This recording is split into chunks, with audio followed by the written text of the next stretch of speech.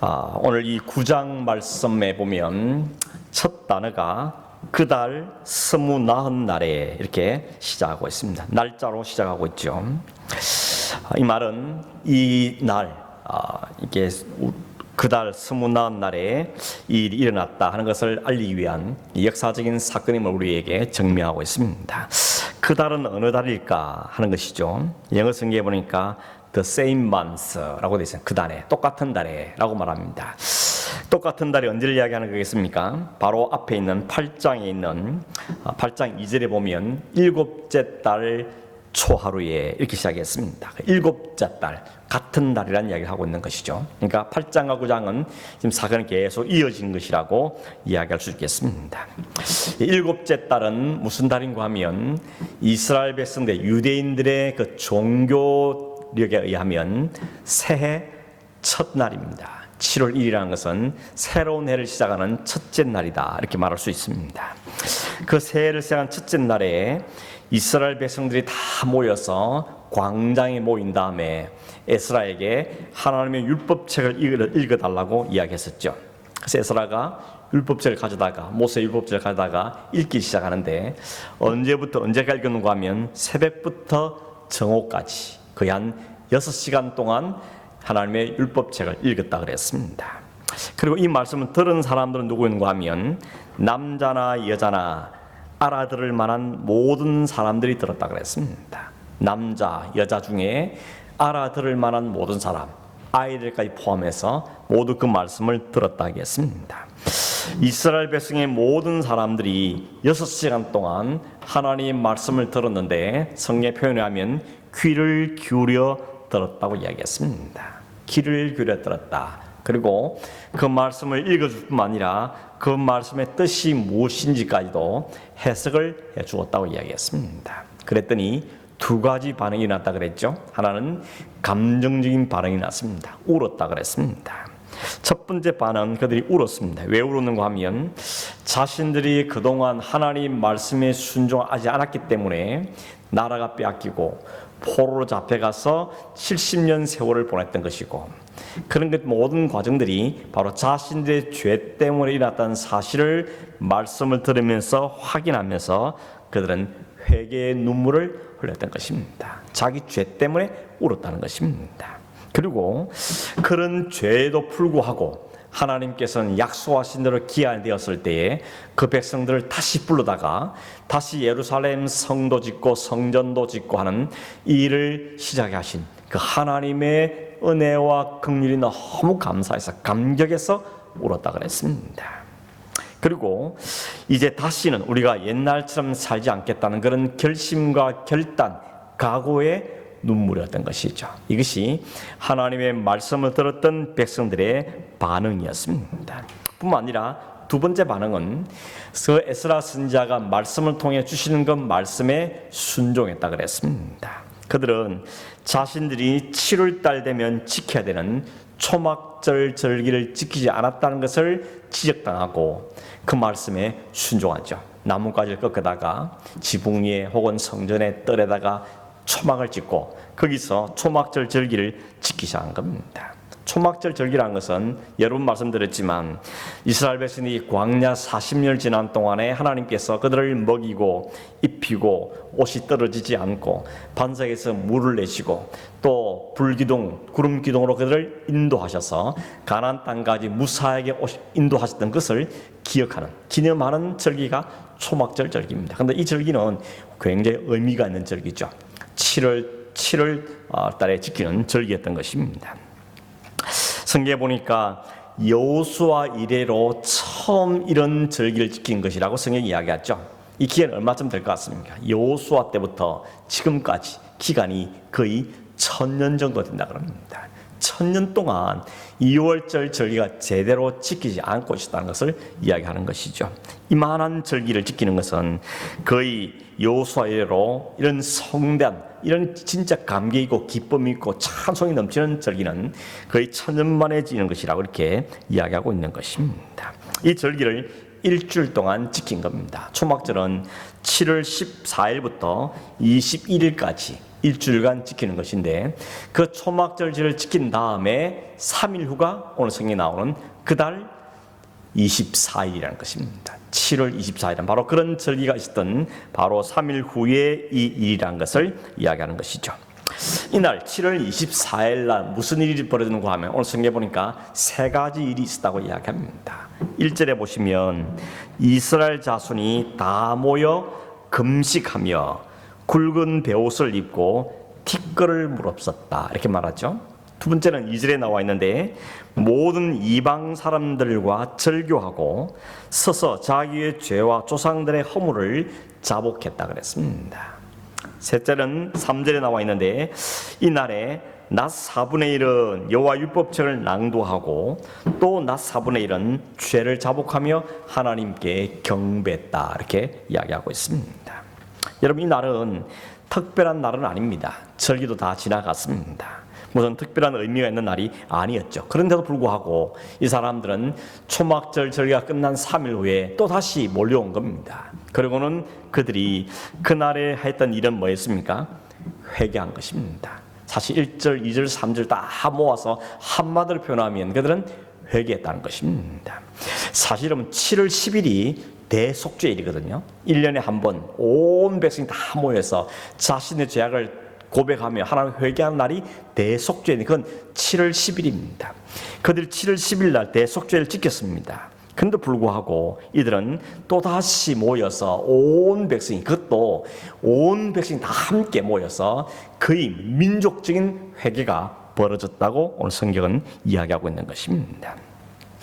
왜 이렇게 7월 24일 날 이들이 다시 모여가지고 이런 일을 했을까? 이유는 뭔가 하면 살펴보면 이런 것 같습니다. 8장에 보면 7월 1일 날 수문 앞에 모인 사람들이 에스라가 읽어주는 율법책을 듣고 그 말씀의 해석을 듣고 나서 깨달은 다음에 그들은 울었다 그랬죠.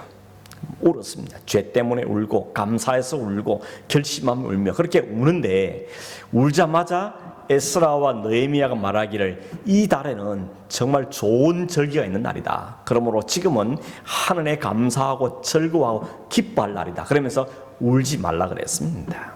그래서 성경에 보니까 살찐 것을 잡아먹고 또 마시면서 이웃 사람들과 나누어 먹으면서 즐거워하라 그랬습니다.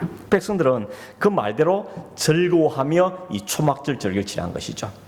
양을 잡아서 같이 나눠 먹고 같이 찬송하고 그러면서 지냈다는 겁니다. 그리고 절기가 끝난 겁니다. 그런데 그 절기가 끝나고 나서도 이 백성들의 마음속에는 그 즐거움도 있지만 그들이 하나님 말씀을 받은 그 찔림 때문에 여전히 회개할 필요를 느꼈던 것입니다. 그래서 너나 할 것 없이 서로서로 자리에 모인 겁니다. 그리고는 그들이 공식적인 어쩌면 민족적인 대회개가 벌어진 겁니다. 우리식으로 말하면 전 교회적으로 온 교회가 온 성도들이 한마음 한뜻 되어서 하나님 앞에 회개하는 일들이 벌어졌다는 것입니다. 누가 명령한 것 아닙니다. 자발적으로 모였습니다. 같은 마음으로 통했다는 것입니다. 어떻게 이런 일이 가능했느냐 하면 결국은 어디로 가는 겁니까? 말씀의 찔림을 받았기 때문에 그렇습니다. 말씀을 듣고 말씀을 깨달아지면서 자신들이 죄인이라는 사실을 깨닫게 되기 때문에 그들은 그 앞에서 회개할 수밖에 없었던 겁니다. 여러분 하나님 말씀이 우리 가운데 임하면, 하나님 말씀이 우리의 능력이 임하면, 말씀이 우리 속에 역사하면 제일 처음 일어나는 현상은 회개입니다. 왜 그렇습니까? 말씀은 거울과 같기 때문에 그렇습니다.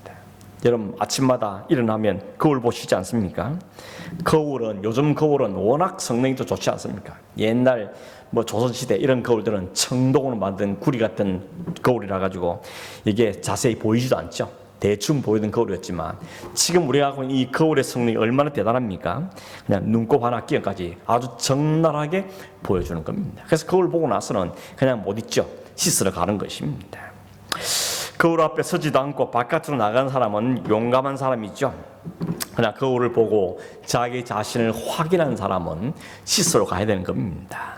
결국 하나님의 말씀이 가진 기능 중에 하나는 뭔가 하면 우리의 실체, 우리의 모습을 그대로 보여준다는 것입니다. 우리의 허물, 우리에 있는 것까지 다 보여줍니다. 특별히 이 거울은 우리의 겉모습을 보여주는 것이 아니라 우리의 속 사람의 모습을 그대로 비춰주는 것입니다. 그래서 말씀 앞 비추면 마치 MRI 찍듯이 CT 촬영하듯이 우리에 있는 모든 것들이 그대로 고스란히 다 드러나게 된다는 것입니다.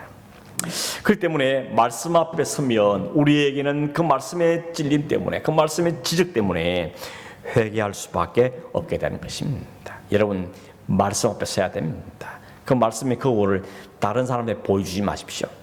다른 사람에 비추려고 그러지 마시고 자기에게 비추어야 되는 것입니다.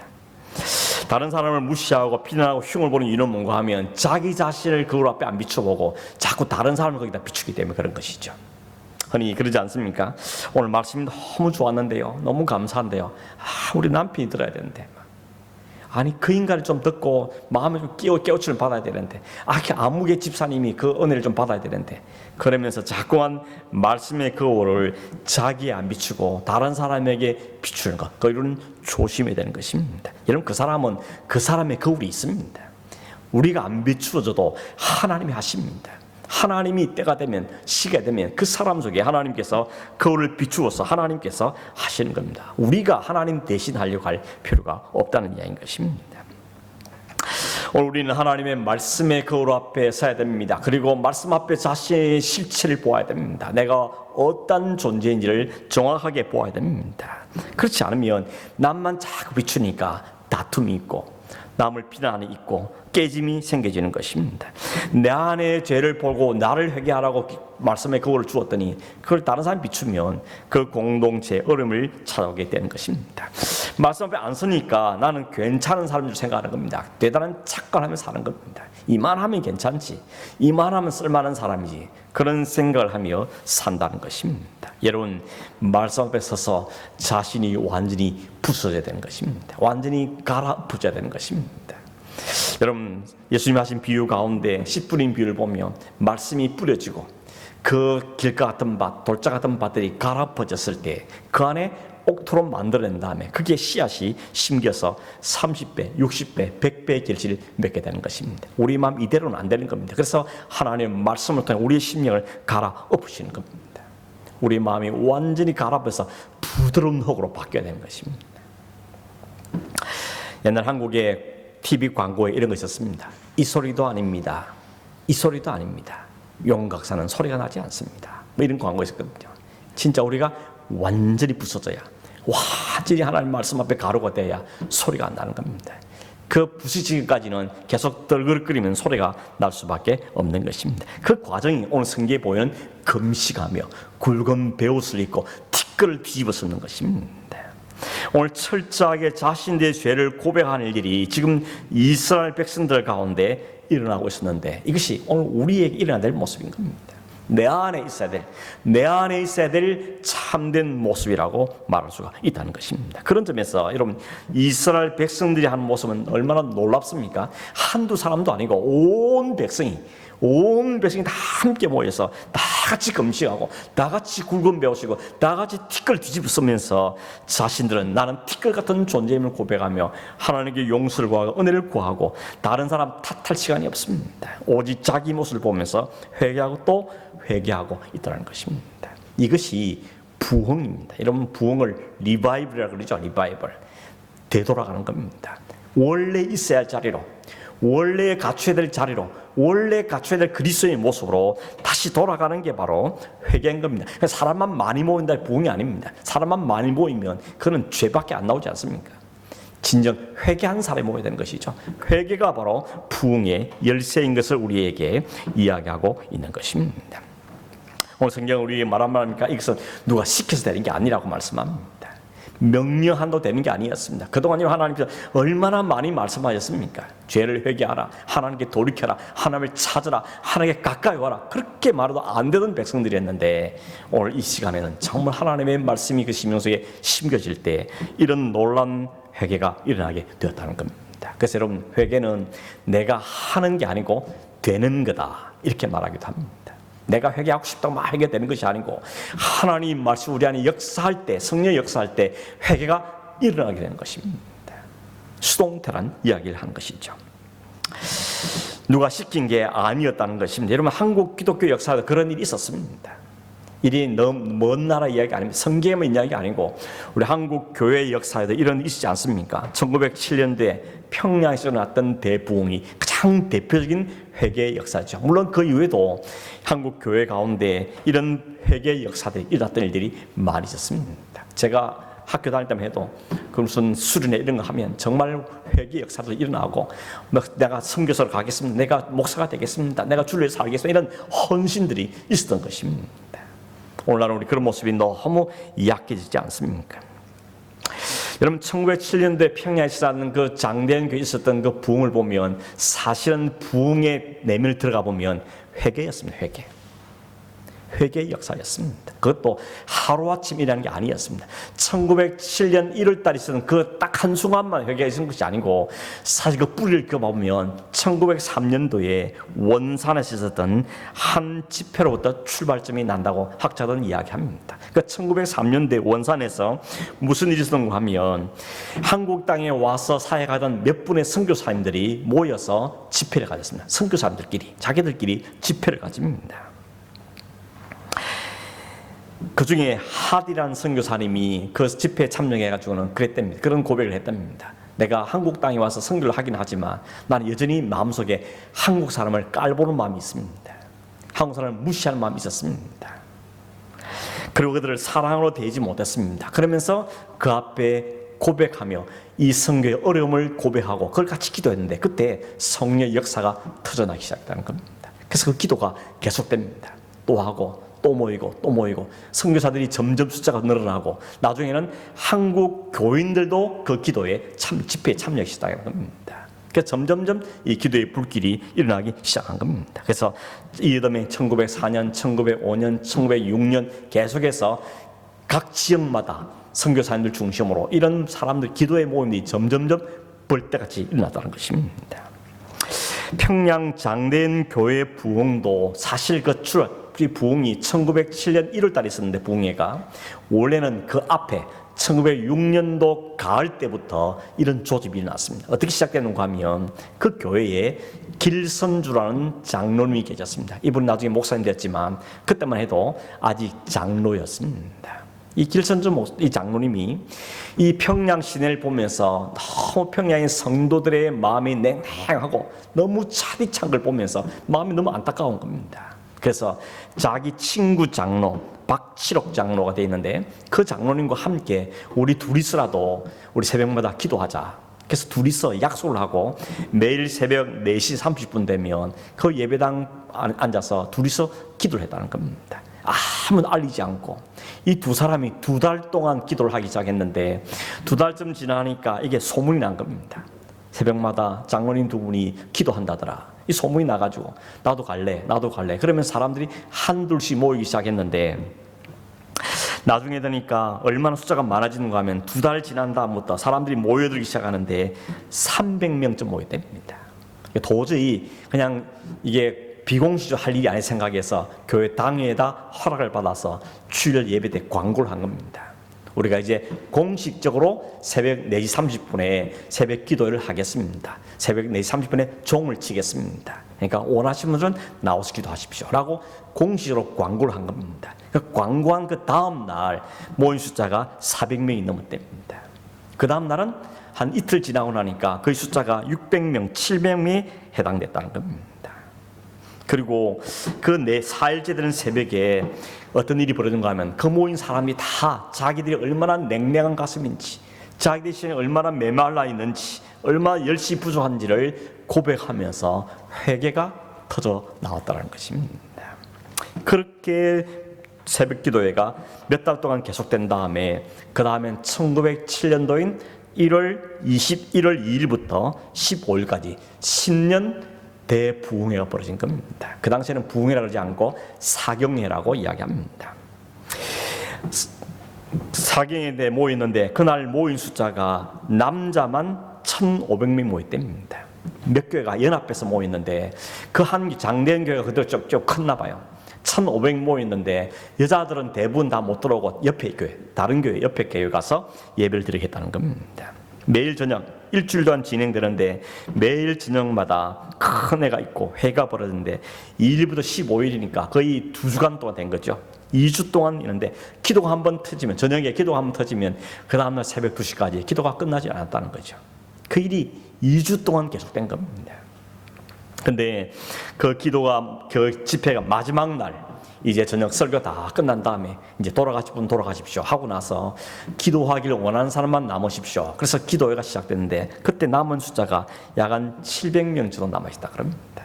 그 사람들이 같이 기도회를 시작합니다. 한참 기도를 하고 있는데 그 중에 길선주 장로님이 그 자리에 벌떡 일어나더니 자기 죄를 고백하는 겁니다. 내가 내 형제들을 미워했습니다. 이 죄를 고백합니다. 그리고 내가 암흑의 선교사님을 엄청 미워했습니다. 이 죄를 고백합니다. 그러면서 자기 죄를 고백하면서 그 땅바닥에, 마룻바닥에 그냥 떼굴떼굴 굴면서 회개하기 시작한 겁니다. 그랬더니 또 어떤 사람이 일어나더니 나는 이런 죄를 지었습니다 하고는 또 떼굴떼굴 굴고, 또 옆에서 또 어떤 사람 나는 이런 죄를 지었습니다. 그러면서 온 사람들이 막 밤이 새도록, 새벽이 되도록까지 사람들이 다 자기 죄를 고백하면서 회개한 일이 벌어지다는 겁니다. 그 집회에 재밌는 것은 글에 보면 도둑놈이 거기에 참여했었는데 그 도둑 잡으려고 경찰도 와 있었는데 둘 다 자기 죄를 고백하면서 회개했다는 겁니다. 여러분, 어느 선교사님 글에 보면 그때 그 온갖 죄악들, 생각도 못한 마음속에 있는 죄악들이 다 토해내는데 그 죄악들이 너무너무 많아서 어떤 선교사님이 이렇게 표현했습니다. 마치 그날에 지옥의 문이 열린 것 같았다. 와, 무슨 표현이죠? 온갖 수치스럽고 더러운 모든 죄악들이 토해내는데 마치 지옥의 문이 열린 것 같았다, 이렇게 표현을 했다는 겁니다. 그리고 그 모습은 선교사들이 깜짝 놀란 겁니다. 이 한국 교회의 이 회개 역사라는 걸 보면서 너무 놀라가지고 이게 진짜 제대로 된 사람들 반응인지 서로 모여서 회의도 했다 그럽니다. 그리고 혹시라도 이 사람이 더 심한 일이 정신적으로 문제 생길까봐 염려, 걱정까지 했다는 그런 기록을 볼 수가 있습니다. 그런 여러분, 마음속에 죄를 고백하는 것만 그친 게 아닙니다. 죄를 고백한 다음에 사람들이 그 다음 날 가서는 자기가 누구에게 손해를 끼치면 사람 찾아가서 내가 당신의 돈을 훔쳤습니다, 당신의 손을 입혔습니다, 죄송합니다, 사과하고 손해를 배상하는, 배로 갚고, 이런 일들이 벌어지다는 겁니다. 그러니 평양 시내가 안 뒤집힐 수 있겠습니까? 뿐만 아니라 그때 은혜 받은 사람들이 다 각지로 흩어져서 각 도시마다, 각 지역마다 이런 회개의 부흥이 일어나게 되었다는 것입니다. 여러분, 참된 회개란 결국 어디서 본다는 겁니까? 말씀과 기도로부터 온다는 것입니다. 아무리 회개하라고 소리쳐도 되는 게 아니고, 말씀이 그 심령이 역사하고 기도의 자로 나와서 함께 기도가 통할 때 거기에 이런 놀라운 역사가 일어나게 되어지더라는 것입니다. 여러분, 그런 점에 우리가 이 이야기를 하면서 참 부끄럽지 않습니까? 우리 시대에는 이런 회개와 이런 진정한 말씀의 역사들이 우리에게 너무 부족하지 않은가? 종교적 행위는 남아있는데, 예배는 그대로 있는데, 말씀은 있기는 하는데 진짜 말씀이 우리 안에 역사하고 회개가 타져나오는 이런 역사들이 오늘 우리에게 부족한 걸 보면서 우리는 정말 가슴을 치며 정말 안타까워야 될 우리의 모습이라고 말할 수가 있는 것입니다. 2절에 보면 이 사람들이 진정 회개가 함께 어떤 일이 벌어졌는가 하면 모든 이방 사람들과 절교했다라고 말합니다. 이 절교란 표현이 있는데 영어로는 separate, 끊었다는 겁니다. 구분했다는 겁니다. 이제 우리와 당신은 관계 끝, 손들했다고 표현하죠. 이방 사람들과 이게 갈라섰다는 겁니다. 이 말은 단순히 외국인하고 같이 안 섞인다 그런 말이 아닙니다. 여기 말한 이방이란 말은 이방의 우상을 섬기는 사람들, 그런 의미를 갖고 있는 겁니다. 왜 이렇게 되는가 하면 이스라엘 백성이 포로로 끌려갔을 때, 잡혀갔을 때 그 도시, 이 예루살렘의 도시에는 이 외국 사람들이 들어오기 시작했습니다.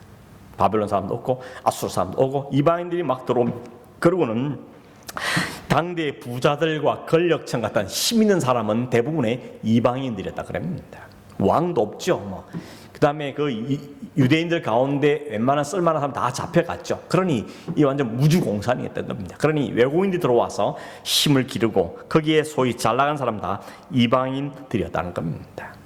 단순히 이방인이 많았다는 것만 문제가 아니고 그 이방인들이 믿고 섬겼던 그 신앙, 그들의 우상, 그들의 가치관, 그들의 사상들이 이스라엘 사회를 뒤덮어 버린 겁니다. 이방인들은 율법대로 살고 있던 하나님의 백성들을 어지럽혔던 거죠. 삶을 변질시킨 겁니다. 그래서 안식일 날은 열심히 안식을 지키던 그 백성들이 이방인들이 들어와서 안식일 날도 물건 팔고 사고 그러면서 경제 활동이 막 활발히 일어난 겁니다. 그리고 이방신들 섬기는 제사도 막 일어나고 있죠. 이방의 산당이 세워지죠. 이방신을 섬기는 제사장들도 막 세움을 받죠. 그러니까 이 이스라엘 사회가 온통 우상으로 변질되었다는 것입니다. 그런데 백성들이 말씀을 통해서 하나님 말씀을 듣고 깨닫고 나니까 이게 얼마나 심각한 잘못인지를 깨닫게 된 겁니다. 이게 우리가 죄를 지어 이 백성들이 망한 것도 이 죄 때문에 망했던 것이고 지금도 사회가 그래서 깨달은 겁니다. 그래서 이 사람들은 이방인들의 관계를 끊어내기 시작한 겁니다. 손절하기 시작한 겁니다. 비록 이들과 갈라서기 위해서는 많은 경제적인 손해를 감당해야 됩니다. 그렇지 않겠습니까? 경제권을 가지고 있고 힘을 갖고 있는 사람들과 관계를 끊으려면 그 사람들은 경제적인 많은 손해를 감수해야 되는 겁니다. 그러나 그들은 영적인 정결함을 위해서 그 이방인의 사람들과 끊어서기로 결정한 겁니다. 여러분 사실 그 속에 들어가 보면 이건 더 어렵습니다. 왜냐하면 이방인 사람, 우리 오늘 성경에는 그냥 한 줄로 그냥 이방인들과 절교했다 이렇게만 돼 있지만 사실 그 안에 이방인과 절교하기 위해서 어떤 일이 숨어 있는가 하면 이미 이스라엘 백성들 가운데 이방인 여자들과 결혼한 사람도 많았습니다. 아이를 낳은 사람도 많습니다. 그래서 섞여 살고 있었습니다. 그런데 이들과 절교한다는 것은 그 이방인 아내를 쫓아버린다는 겁니다. 그들 사이에 난 아이들을 내보낸다는 겁니다. 이게 어떻게 쉽겠습니까? 아내가 무슨 싫어서 쫓아보내는 것도 아니고 그들의 정결함을 유지하기 위해서 그 아내를 쫓아보낼 때 곡으로 돌려보낼 때 그 뒷모습을 보면서 마음이 얼마나 힘들었겠습니까? 그럼에도 불구하고 이 백성들이 그걸 해야 하더라는 겁니다. 결단을 하고 이방인의 관계를 끊어버리는 결단들을 하게 되더라는 겁니다. 여러분 이게 어떻게 쉬운 일이겠습니까? 어떻게 인위적으로 일어날 수 있겠습니까? 이게 바로 회개의 역사인 것이죠. 하나님의 말씀이 제대로 들어가고 하나님의 말씀을 제대로 입은 사람에게 나타나는 현상이 바로 끊어버리는 겁니다. 끊어버리는 것, 결단한 것입니다. 이런 진정한 회개는 삶의 변화가 있게 마련하는 것입니다. 여러분 이스라엘 백성들은 눈물을 흘리고 굵은 베옷을 입고 티끌 뒤집어쓴 것에만 그친 것이 아니고 실제 그들의 삶에 깊숙이 들어와 있는 그 모든 이방 요소들을 다 잘라낸 것입니다. 정리했다는 것입니다. 그런 점에 오늘 우리는 과감하게 끊어버릴 것 있지 않습니까? 여전히 품고 있는 것, 여전히 완전히 정리 못한 것, 그래서 타협도 하고 미적거리고 나태하고 여전히 거기에 발목 잡히는 것들이 있지 않습니까? 어떤 습관일 수도 있겠고 어떤 사람과의 관계일 수도 있겠고 끊어보지 못하는 그런 일들이 있을 수 있는 것입니다. 여러분 특별히 이방 사람들과 끊어버린다는 것이 쉽지 않죠. 이 말이 여러분 교회 안 다니는 사람하고는 절대 사귀도 마라, 교회 안 다니는 사람하고는 말도 하지 마라 그런 말은 아니죠. 무슨 이야기입니까? 그들과 잘 지내야 되죠. 우리는 세상 속에 살아야 될 사람들입니다. 그러나 조심해야 될 건 뭡니까? 신앙을 타협받거나 혹은 그들의 사상과 그들의 가치관에 물들어서는 안 된다는 것을 우리에게 이야기하고 있는 것입니다. 우리가 끊을 수 없는 관계는 딱 한 분밖에 없죠. 하나님과의 관계는 끊어질 수 없습니다. 그 관계 우리가 꼭 붙잡아야 됩니다. 그 관계는 우리가 사수해야 되는 관계죠. 그러나 이런 모든 인간 관계는 사실은 다 끊어질 관계지 않습니까? 천년만년 같이 살 것처럼 생각하지만 그 천년만년이 안 옵니다. 언젠가는 다 이별해야 돼, 빠이빠이 해야 되는 겁니다. 스쳐가는 관계인 것이죠. 그 관계가 몇 년이든지 아니면 몇십 년이든지 시간 차이 있을지 모르지만 다 우리는 헤어질 사람들입니다. 다 빠이빠이 해야 되는 겁니다. 그러므로 그냥 지금 이 관계 속에 있을 때 최선을 다하는 거죠. 남편으로서, 아내로서, 부모로서, 자녀로서, 성도로서 최선을 다하지만 그러나 그 사람에게 영원히 매일 수는 없다는 겁니다. 우리가 영원히 매일 수 분은 한 분밖에 없습니다. 그럼 여러분 다른 사람을 너무 깊이 묵상하지 않길 바랍니다. 그 사람 너무 매이지 마십시오. 사람은 다 우리는 스쳐 지나가는 인연들인 것입니다. 성도 여러분, 그러므로 결코 끊을 수 없는 하나님의 사랑에 온전히 묶여야 되는 겁니다. 여러분 하나님의 사랑에 온전히 묶인 사람은 사람의 잔정에 묶이지 않게 되죠. 경험해 보셨습니까? 하나님 사랑에 꽉 묶이면 사람에게 묶이지 않습니다. 매이지 않습니다. 우리가 매달려 보는 하나님 한 분뿐이기 때문에 그렇습니다. 저 사람 놓으면, 저 사람 관계가 끊어지면 죽을 것 같은데 안 죽습니다. 하나님 외에는 우리가 죽을 수 있는 관계는 없다는 것입니다. 오히려 하나님과의 관계에서 방해되는 그 관계를 끊어버릴 때 하나님 우리에게 새로운 관계를 주시죠. 오히려 하나님의 더 아름다운 관계를 우리에게 허락해 주시는 겁니다. 여러분, 하나님이 맺어진 관계가 좋은 관계인 것입니다. 하나님 맺어진 부부, 하나님 맺어진 가정, 하나님 맺어진 그 여러분 순원들, 이게 좋은 관계인 것입니다. 그저 내 이익을 따라서 그런 삶을 사는 것은 아니라는 겁니다. 여러분, 당장 내일부터 교회 안 다니는 사람은 안 만나겠다, 사업도 안 하겠다, 그렇게 하면 그건 잘못된 오해입니다. 무슨 이야기입니까? 세상의 방식대로 안 살겠다는 거죠. 그 세상 사람들이 가장 귀하게 여기는 그 가치관, 그 쫓지 않겠다는 겁니다. 세상 사람이 추구하는 거 내가 추구하지 않겠다는 겁니다. 세상 사람이 기준 삼는 건 내가 그걸 내 기준으로 삼지 않겠다는, 그게 절교하는 것입니다. 여기는 희생이 따르죠. 결단이 요구되는 것입니다. 우리 이스라엘 백성들은 자기 가족까지 잘라내야 되는 이 결단들을 내리는 것을 우리에게 보여주고 있습니다. 죄는 이만큼 철저하게 뿌리를 뽑아야 된다는 것을 우리에게 교훈해주고 있는 것이죠. 결코 쉬운 일은 아닙니다. 그럼에도 불구하고 해야 될 일이었습니다. 어떻게 가능했습니까? 말씀의 역사가 그들을 그리로 몰아갔던 겁니다. 말씀의 역사니까, 그 말씀의 매이니까, 그 말씀 앞에 눈물을 흘리며 통회하고 자복하며 그 말씀에 결단하며 순종하는 일들이 일어나게 되더라는 겁니다. 인간의 힘으로 되는 게 아니라는 것이죠. 우리의 결심으로 되는 것이 아니라는 것을 이야기하는 겁니다. 그래서 아까도 말씀드렸지만 회개는 내가 하는 게 아니고 회개는 되는 거라는 겁니다. 믿음도 내가 하는 게 아니죠. 믿어지는 거 아니겠습니까? 그러므로 회개도 하나님의 말씀의 능력으로 이루어진 것이죠. 내가 회개할 능력도 없는데 내 안에 성령께서 내 안에 말씀으로, 내 안에 그 역사하심으로 우리에게 결단이 생기고 용기가 새고 그걸 끊어버리는 삶을 살게 되는 것을 우리에게 이야기해주고 있는 것입니다. 한 가지만 더 보겠습니다. 3절에 보면 이들은 나아가서 낮 4분의 1은 제자리에 서서 하나님의 율법책을 낭독하고 나머지 낮 4분의 1은 죄를 자복하며 하나님께 경배했다 그랬습니다. 여러분, 유대인들은 낮과 밤을 각각 12시간씩 나누었습니다. 여기 낮 4분의, 처음 낮 4분의 1이라는 것은 결국 뭡니까? 오전 6시부터 9시까지 3시간을 이야기하고, 그 다음 낮 4분의 1이라는 것은 9시부터 12시까지 3시간을 이야기하는 것입니다. 그러니까 오전 6시부터 오전 9시까지는 서서 율법책을 낭독하고, 오전 9시부터 12시까지는 그 말씀 깨달은 걸 갖고 자신의 죄를 자복하고 하나님께 경배했다 그랬습니다. 말씀을 읽을 때 두 가지 반응이 나왔다는 것이죠. 죄를 자복하는 것과 하나님을 경배하는 것이라 했습니다. 여러분, 그 상황을 조금 더 상세하게 설명하고 있는 게 4절, 5절인데 4절에는 보십시오. 레위 사람 예수아와 바니와 간미엘과 스바냐와 분니와 세레바와 바니와 그나니는 어떻게 했다 그럽니까? 단에 올라서서 큰 소리로 그들의 하나님 여호와께 부르짖었다고 이야기하죠. 그리고 5절에 보면 또 다른 레위 사람 예수와 간미엘, 바니, 하삼느야, 세레바, 호디야, 스바냐, 버다이야 8명의 레위인은 어떻게 합니까?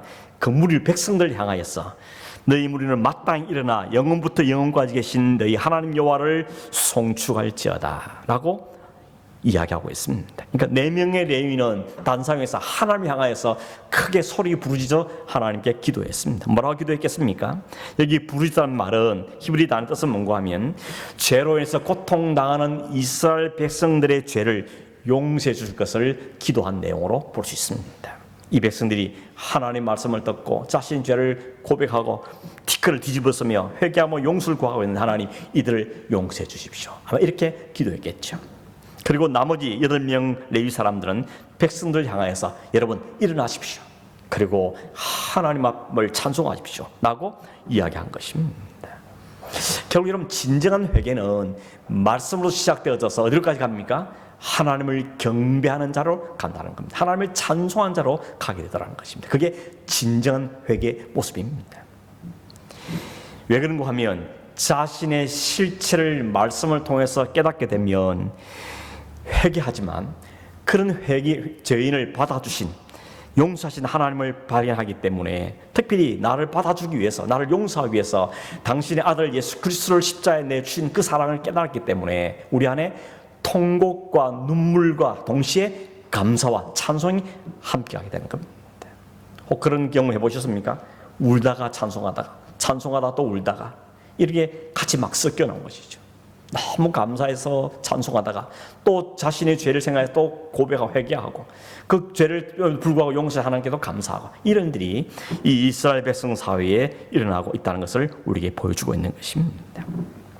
말씀을 맺습니다. 여러분, 참된 회개는 결국 말씀으로도 시작되더라는 것 꼭 기억해야 되는 것입니다.